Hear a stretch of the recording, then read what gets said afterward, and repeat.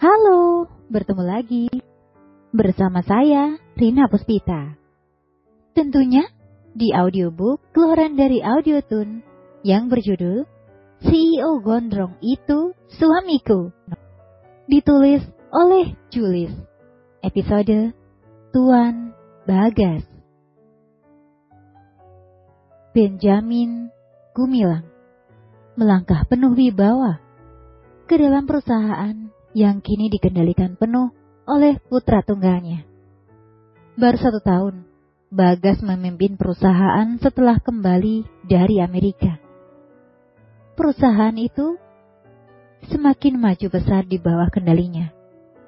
Ben, ia memang tidak menampik bahwa ia sangat bangga pada Bagas atas kinerja putranya yang sangat mumpuni di dunia bisnis.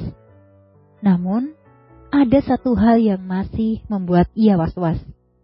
Putra tunggalnya itu sangat gemar bermain perempuan. Meski Ben tahu, Bagas saat ini telah memiliki kekasih yang juga sekarang sedang berada di Amerika dan belum kembali. Tapi, anaknya itu terkenal playboy. Lagi, ada satu hal yang mengganggu pikiran Ben. Sudah 1 tahun ini, Bagas gonta-ganti sekretaris. Ia curiga sekretaris-sekretaris putranya itu adalah para wanita yang selama ini dekat dengan anaknya itu. Dan ia menduga bahwa para perempuan itu telah membuat Bagas bosan, sehingga ia memecat mereka. Dan atas usul istrinya, Nyonya Kimberly, akhirnya Ben mengutus salah satu orang kepercayaannya di Malang untuk menugaskan seorang perempuan dari cabang perusahaan mereka itu untuk menjadi sekretaris Bagas. Mata Ben melotot saat melihat Bagas sedang bercumbu mesra dengan seorang perempuan dengan pakaian mini di dalam ruangan anaknya.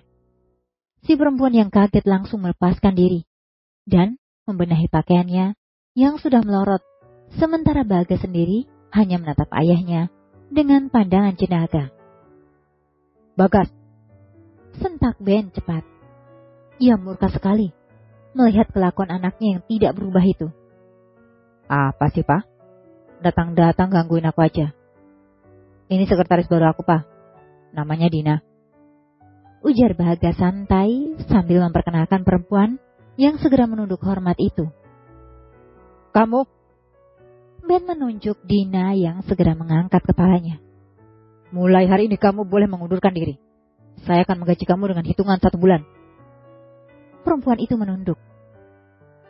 Ia tidak menyangka akan secepat ini dipecat. Bahkan ia baru 3 hari menjadi sekretaris Bagas. Loh, kok main pecat aja sih, Pak?" protes Bagas cepat. "Papa sudah siapkan sekretaris permanen buat kamu.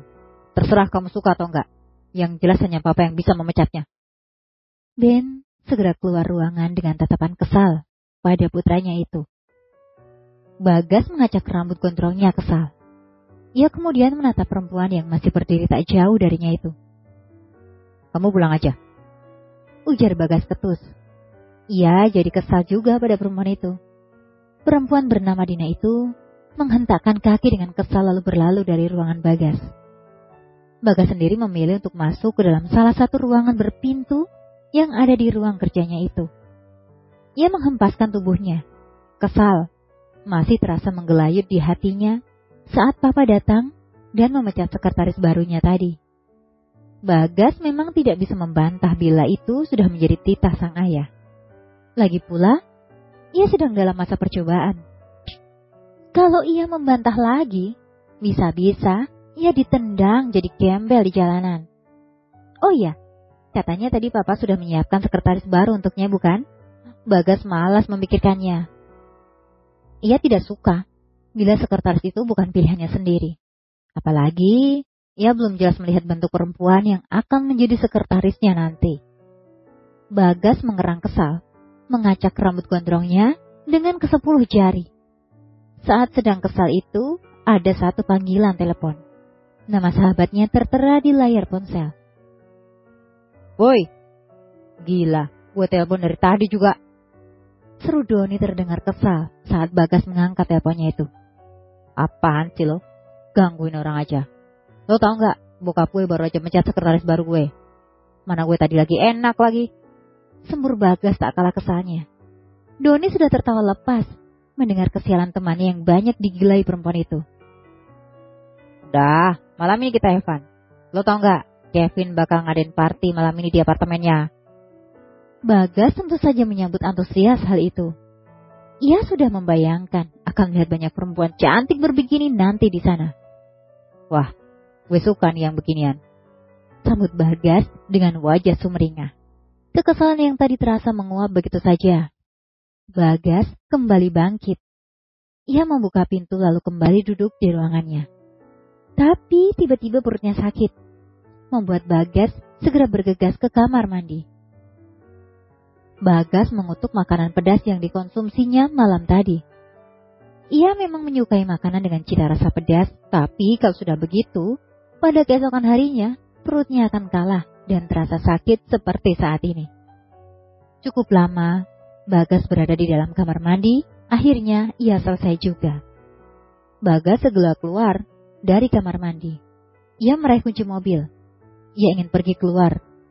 Daripada termenung sendirian di dalam ruangannya sendiri tanpa sekretaris. Bagas keluar dengan langkah penuh wibawa.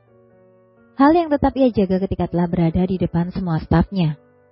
Bisa Bagas lihat tatapan lapar para staf perempuan yang sedang menatap dirinya itu. Bagas memang mempesona. Meski gosip tentang ia yang playboy sudah menyebar kemana-mana, tetap saja ia punya tempat di hati para perempuan yang memujanya. Perawakan Bagas yang tinggi dengan tubuh atletis karena sering gym itu membuat menarik banyak jenis perempuan. CEO tampan satu ini juga dikenal karena rambutnya yang gondrong dan sering diikat rapi, membuat tampilannya semakin manly dan menggoda iman. Tapi saat ini, Bagas tidak mengikat rambut gondrongnya. Ia tampak sedikit acak-acakan, meski itu juga tidak mengurangi pesona yang ada pada dirinya. Saat sedang berjalan sambil melihat ponsel, Bagas tidak sengaja bertabrakan dengan seseorang, membuat orang yang nampak terburu-buru terjatuh ke lantai. Bagas yang tidak peduli tetap saja berjalan, menjauh, membuat gadis yang tadi terjatuh itu berdiri dengan tangan sudah menekan pinggang. Hei gondrong! Panggil gadis itu kesal. Bagas segera menghentikan langkah. Ia membulatkan matanya. Berani sekali orang itu memanggil CEO di tempat itu dengan panggilan itu. Apa kamu bilang? Tanya Bagas dengan langkah cepat. Gadis itu alih-alih takut, ia maju juga, membuat Bagas yang tadinya maju sekarang jadi mundur. Gondrong tidak berperasaan. Kamu kalau jalan itu pakai mata dong. Hardik gadis itu sambil membetulkan letak kacamatanya. Betil apa ya? Di mana-mana orang jalan itu pakai kaki bukan mata. Gue beri juga loh. Balas Bagas kesal. Gadis berkacamata itu menatapnya penuh kekesalan juga. Lama, mereka saling menatap dengan tatapan saling sama-sama tajam. Bagas akhirnya berpaling, meninggalkan si Betty Lapea yang sedang mencak-mencak di tempatnya. Awas ya kamu, aku bakal laporin ke atasan kamu, biar kamu dipecat. Seru gadis itu. Laporin aja, gue gak takut.